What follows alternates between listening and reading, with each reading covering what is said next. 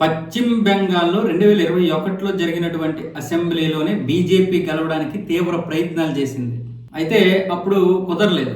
కానీ 65 స్థానాలతో ప్రధాన ప్రతిపక్షంగా చాలా బలమైనటువంటి ప్రతిపక్షం అయితే ఏర్పడింది. ఇప్పటికీ ఆ బలమైనటువంటి ప్రతిపక్షాన్ని చూసే మమతా బేగం విపరీతంగా ఫైర్ అయిపోతుంది. అంటే అప్పుడు అసలు కనీసం వాళ్ళకి ప్రతిపక్ష హోదా అయినా రాకుండా చేయాలనుకుంది మమత. అలాంటిది 65 సీట్లు గెలుచుకొని బలమైనటువంటి ప్రతిపక్షంగా నిలబడింది. మామూలుగా అక్కడ 30 స్థానాలు వస్తే ప్రతిపక్ష హోదా వస్తుంది. అయితే అక్కడ 65 స్థానాలు గెలుచుకుంది. అది కూడా ఊహించలేనటువంటి గెలిపే ఒక విధంగా బీజేపీకి. ఎందుకంటే అక్కడ మమత కమ్యూనిస్టులకి కంచుకోటది, రోహింగ్యాలు కదా. అయితే ఈసారి అక్కడ ఖచ్చితంగా బీజేపీ గెలవడానికి అయితే పావులు కనిపింది. ఖచ్చితంగా ఈసారి గెలుస్తుంది.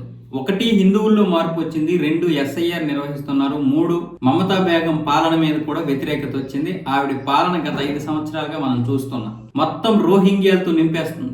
అలాంటప్పుడు హిందువులకి ఎంతో కొంత చైతన్యం అయితే వస్తుందిగా, వాళ్ళ వల్ల జరిగినటువంటి నష్టాల వల్ల. ఈసారి ఖచ్చితంగా బీజేపీ అక్కడ గెలుస్తుంది, అందులో ఎటువంటి సందేహం లేదు. అక్కడ ఎందుకంటే ఇప్పటికే 58 లక్షల ఓట్లు ప్రక్షాళన జరిగాయి, మరో 1 కోటి ఓట్లు ప్రక్షాళన జరుగుతాయి. అంటే ఇవన్నీ కూడా బోగస్ ఓట్లు. ఈ బోగస్ ఓట్లతో ఈ బోగస్ వాళ్ళందరూ కూడా గెలుస్తూ వచ్చారు ఇన్ని రోజులు. అందుకే ఇప్పుడు ఎస్ఐఆర్ అంటే ఒక్కొక్కడికి తడిసిపోతుంది.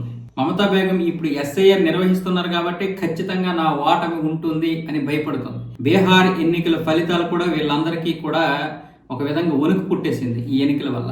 అయితే ఇప్పుడు ఇక్కడ గనక పశ్చిమ బెంగాల్లో గనక బీజేపీ వస్తే రోహింగ్యాలు అనే వాళ్ళని ఉండకుండా చేయాలనేది ప్లాన్ ఇప్పుడు బీజేపీ.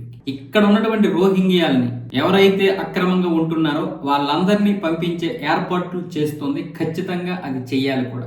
ఆ ఏర్పాట్లు చేస్తుందని భయంతో కూడా ముస్లింస్ రోహింగ్యాలందరూ కూడా ఈవిడికి ఓట్లు వేస్తున్నారు. అయితే ఈసారి అలాంటి వారు ఓట్లు వేయకుండా ఎస్ఐఆర్ నిర్వహించింది కాబట్టి ఖచ్చితంగా వాళ్ళు ఓట్లు పనికిరావు, వాళ్ళ ఓటమి తప్పదు. దాంతో ఇప్పుడు భయపడిపోతున్నాయి. ఒకవేళ పశ్చిమ బెంగాల్లో బీజేపీ గెలిస్తే లెక్కలు మారుతాయి. ఎందుకంటున్నానంటే అక్కడ మొత్తం రోహింగ్యాలందరినీ పంపించిస్తే దేశంలో ఉన్నటువంటి రోహింగ్యాలందరినీ పంపించడం పెద్ద కష్టమేమీ కాదు. ఎందుకంటే ఈ దేశం బాగుపడాలి అనుకుంటే, ప్రపంచ దేశాలతో మనం పోటీ పడాలనుకుంటే, 3వ ఆర్థిక వ్యవస్థకి రావాలనుకుంటే, $10 ట్రిలియన్ దాటాలనుకుంటే ఖచ్చితంగా ఈ దేశాన్ని కబలిస్తున్నటువంటి ఇలాంటి వాళ్ళనందరినీ, దేశద్రోహులందరినీ బయటకు పంపించారు. ఏ దేశం నుండి వచ్చారో ఆ దేశం పంపించేయాల్సిందే.